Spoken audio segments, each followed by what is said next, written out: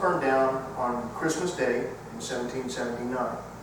And they took whatever bricks was left from the fireplace, moved it about 6 miles upriver, and built a new house up there. Oh, excuse me. 3.5.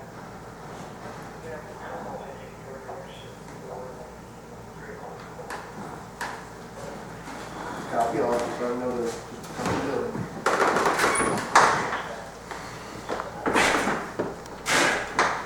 3.5.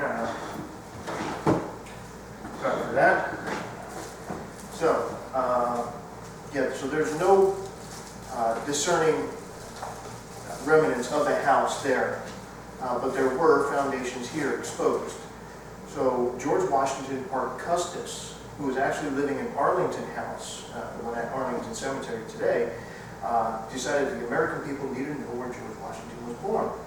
So he came back here and set a stone in the only place that looked viable for a house, the exposed foundations that were here. And he set a stone that said George Washington was born here. But when the War Department took over the property, they set the obelisk that you saw when you first came into the park, they set it here. So that's why the Wakefield Association decided to put the house here. Now, the Wakefield Association was a group of wealthy ladies during the 20s that wanted to have a house here, something tangible to say that this is where George was born. Well, they did end up, obviously, building the house, but they did inevitably destroy the foundations that were here. Now, I think if they knew that the foundations were over there, they probably would have destroyed the foundations there as well, along with a lot of archaeology, because they were very, I don't want to say headstrong, but they were very determined in what they wanted. And they wanted the house here because that was the only evidence that they had, was the obelisk.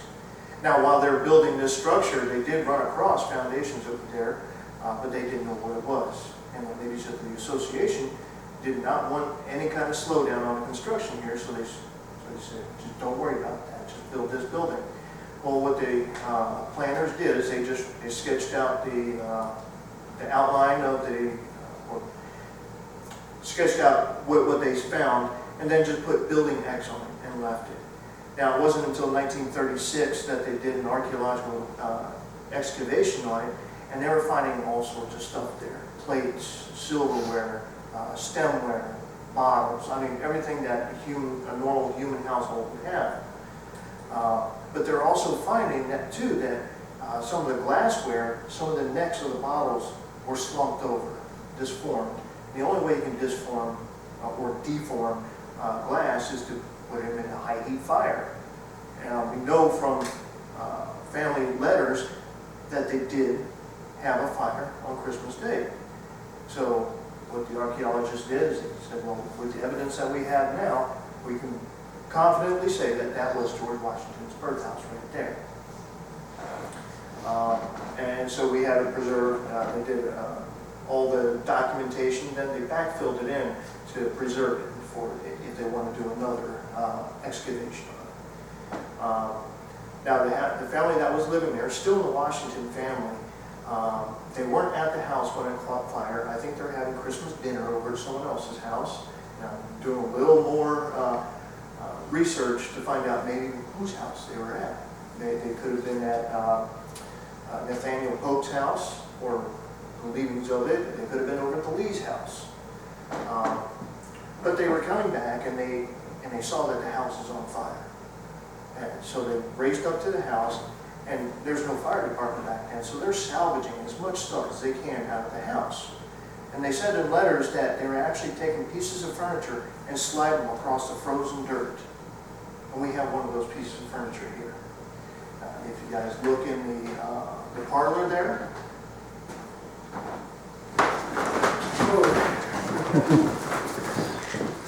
If you look to the left of the fireplace, there is a small round table with a tea setting on it.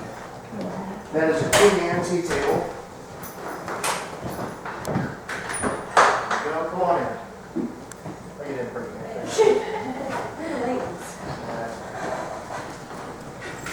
I'm a local woodworker here, so I have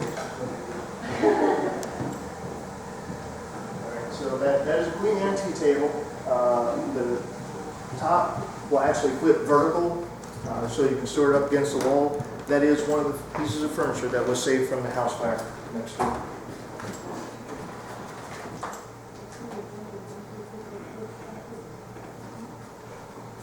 There's another neat thing in that room as well. If you look to the left and right of the fireplace, there are white tiles with kind of blue pictures on them. Those are called Delft tiles. They're made in Holland. And each one of those tiles has a different biblical story seen on it. So that's how his mother would have taught George some stories out of the Bible. Now, if we go over to the dining room, a couple of interesting things in there as well. If you look on the dining room table, there's a, kind of towards the right-hand side, there's a short, squatty, kind of silvery bottle. That is called an onion bottle, just because of its shape. That particular item was found out here in the herb garden during an archaeological dig in 1979. That out there was the privy and the trash pile. That's probably why we have such a great garden over there.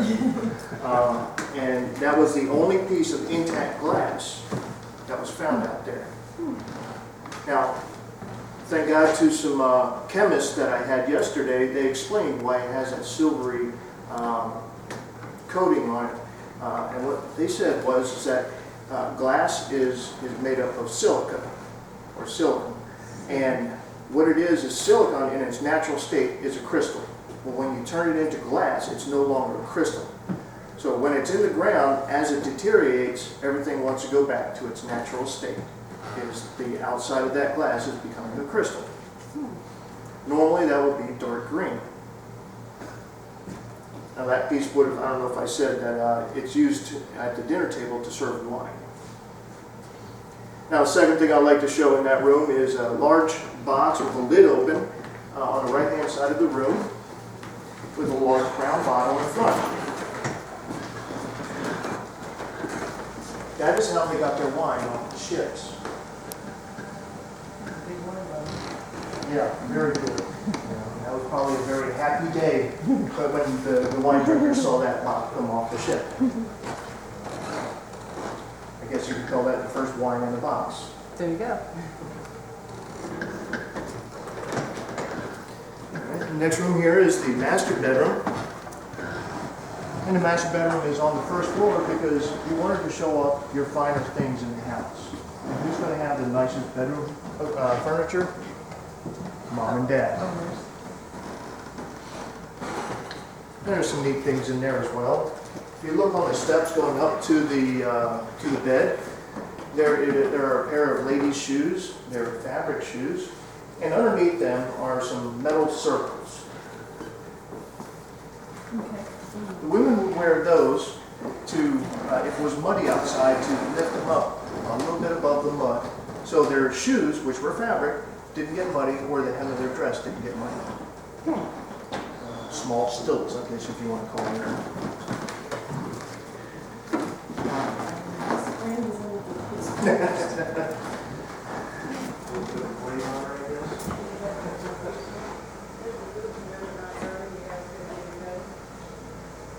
We also have a game of braces in here if you want to try that too.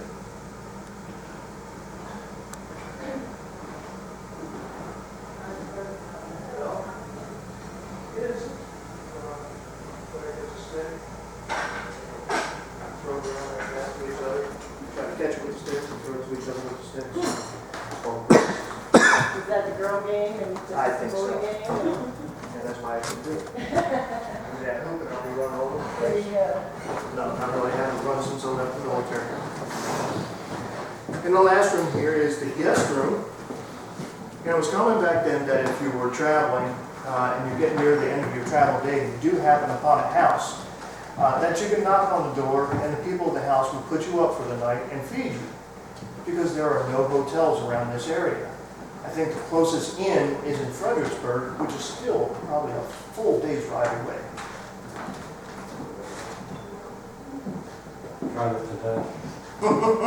No, thank you. Probably still takes the same amount of time.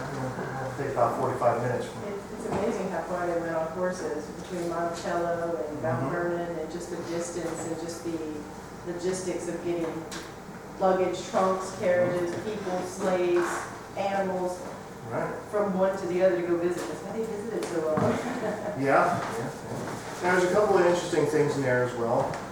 There is a vintage mouse trap in there next to the chamber pot by the foot of the bed.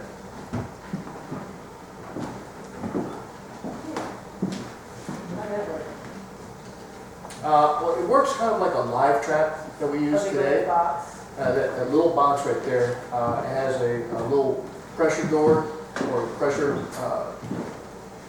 trigger, and then there's a little wire that goes over, and what that does is it releases a little trap door to come down. Yeah, exactly. Yeah. The second thing I'd like to point out in there is along the left-hand wall, and it's on top of a trunk. It's a wooden T-handle thing. And that particular item is called a bed wrench. And back then they didn't have box springs. They used ropes to suspend the mattress. And what that was used to do is to tighten the ropes so you can sleep tight at night.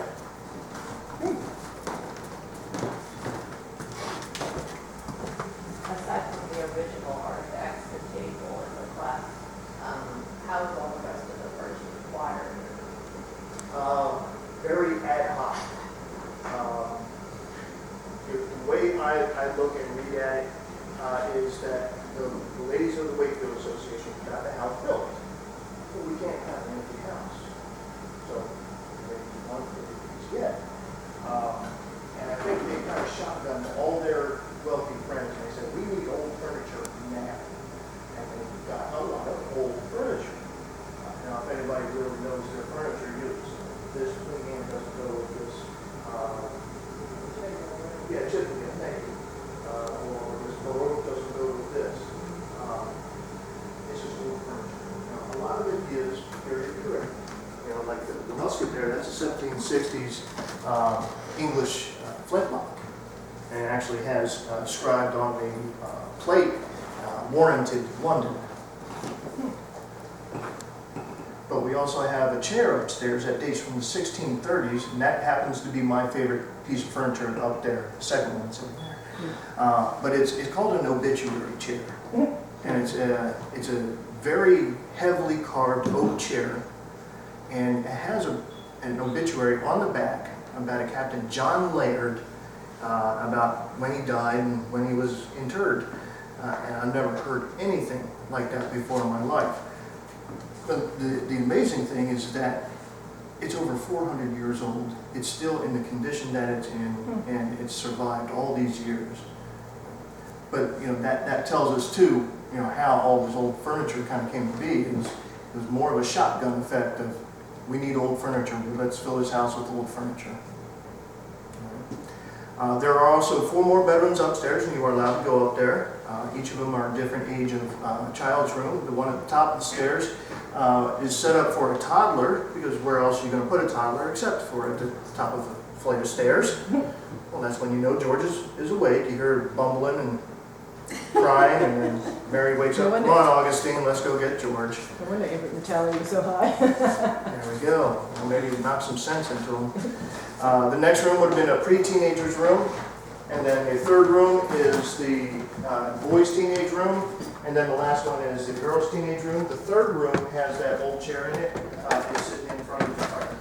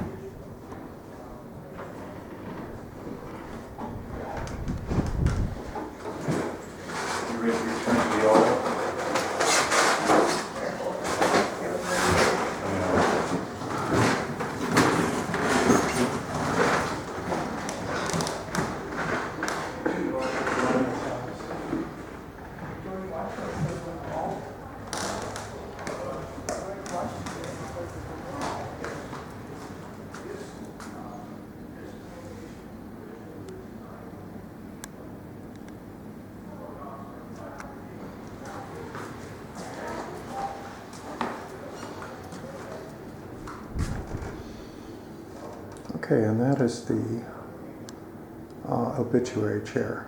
Can't get a good shot of it from here, and you can't get in. Anyway, this concludes our tour of the memorial house for George Washington's birthplace. Hope you enjoyed this. Please comment, rate, subscribe, and we'll catch you in another video. Bye.